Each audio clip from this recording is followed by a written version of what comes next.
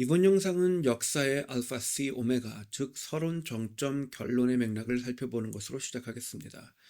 역사는 인류에 의해 주도되는 것 같지만 보다 거대한 흐름을 살펴보면 그렇지 않습니다.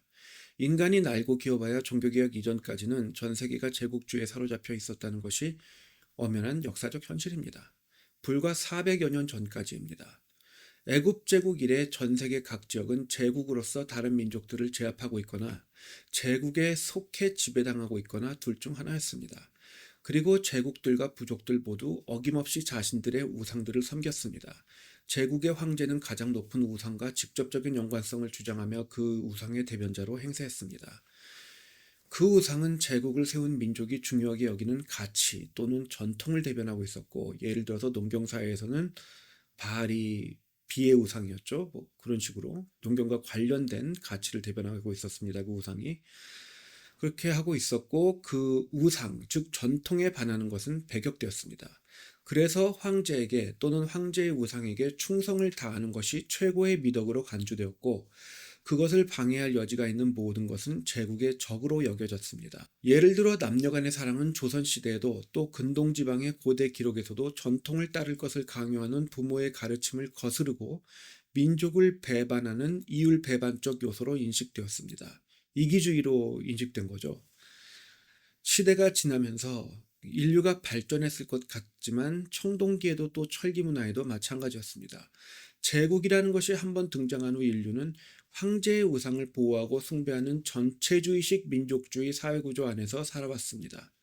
오늘날 한국이 그토록 열심히 따르는 유교 또한 부모에 대한 순종을 기반으로 모든 백성의 아비로 여겨졌던 왕, 나아가서는 그 왕 이외에 더 큰 아버지, 즉 황제에게 충성하도록 강요하는 사회체계였습니다. 그래서 중국에서 유교를 하나의 일종의 국가체계로 한때 밀었던 거죠. 모든 제국들이 이러한 구조를 취하고 있었으니 한 제국이 다른 제국을 격파해봐야 위에 올려져 있는 우상만 달라질 뿐 동일한 역사가 이어졌습니다. 그러니까 지역과 시대를 막론하고 인류가 세운 문화는 오로지 폭력을 통한 우상숭배, 전체주의, 민족주의 혼합체를 구성하고 황제 숭배를 통해 그것을 관철하는 것뿐이었던 것이죠. 여기에 처음으로 의미 있는 반기를 든 것은 그 과정에서 제국과 부족들의 우상들을 꺾어버렸던 이스라엘의 건국이었습니다. 그리고 처음으로 제국이 붕괴되지 않으면서 우상이 꺾어버렸던 사건은 1세기에서 3세기 사이의 예수운동이었습니다. 예수운동, 즉 초대교회는 로마 제국의 각종 우상들과 황제 숭배에 대해 직접적으로 반기를 들었습니다. 다른 부분에서는 온화하고 겸손한 모범 시민들이었던 초대교인들은 황제 숭배와 우상 숭배에 대해서만은 물불 가리지 않고 순교마저 불사했습니다. 그리고 잘 아시는 것처럼 로마 제국의 국교가 기독교로 바뀌면서 교회를 핍박하던 황제가 그리스도를 섬기게 되었죠. 훗날 로마 제국과 초대교회가 합쳐져 로마 카톨릭 교황청으로 변질되자 종교개혁이 시작되었고, 이는 역사상 처음으로 전체주의 황정 자체가 다른 제국이 아닌 세력에 의해 구조적으로 와해되는 결과를 가져왔습니다. 종교개혁의 은혜구원의 메시지가 전 세계로 번져나가면서 제국주의는 이전과 같은 형태를 다시 취할 수 없게 되었습니다. 물론 말세지 말에는 잠깐 다시 전체주의 제국주의 황정이 전 세계적으로 다시 세워지겠지만, 그것은 예수님께서 다시 오셔서 그 전체주의 제국을 완전히 괴멸시키시고 자신의 영원한 왕정을 세우시는 한 과정이기 때문에 하나님의 절대 주권에서 벗어나지 못합니다.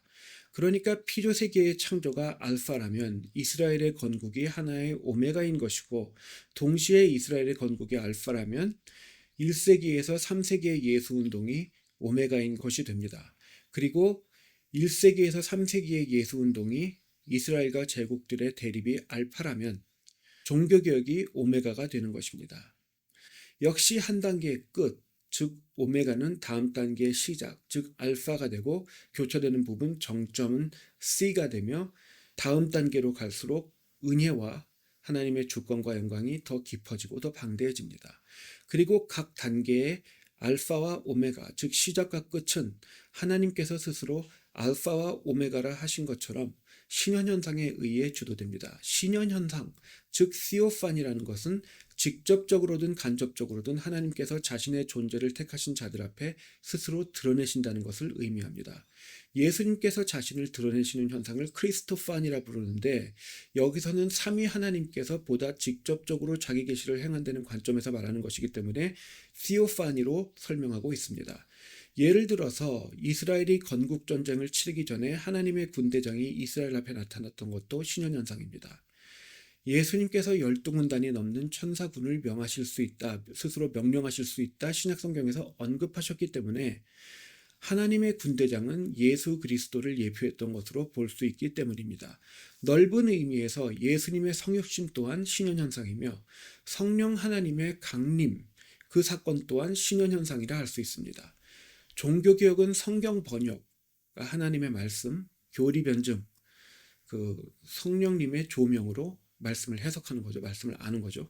그리고 성령론의 부활로 인한 예배의 부흥이라는 3대 요소에 의해 주소되었기 때문에 종교개혁 또한 넓은 의미에서는 신현현상이라 할 수 있을 것입니다. 이처럼 역사를 보다 거대한 관점에서 보면 보다 직접적인 3대 신현현상에 의해 인류의 역사가 시작되고 변화되며 결론지어진다는 것을 알 수 있습니다. 하나님께서 개입하시지 않았던 인류의 역사는 항상 똑같은 전체주의 환경이었던 것에 반해서 하나님께서 개입하시는 역사는 시오파니, 신현현상을 통해 역사가 시작, 변화, 결론지어진다는 거죠.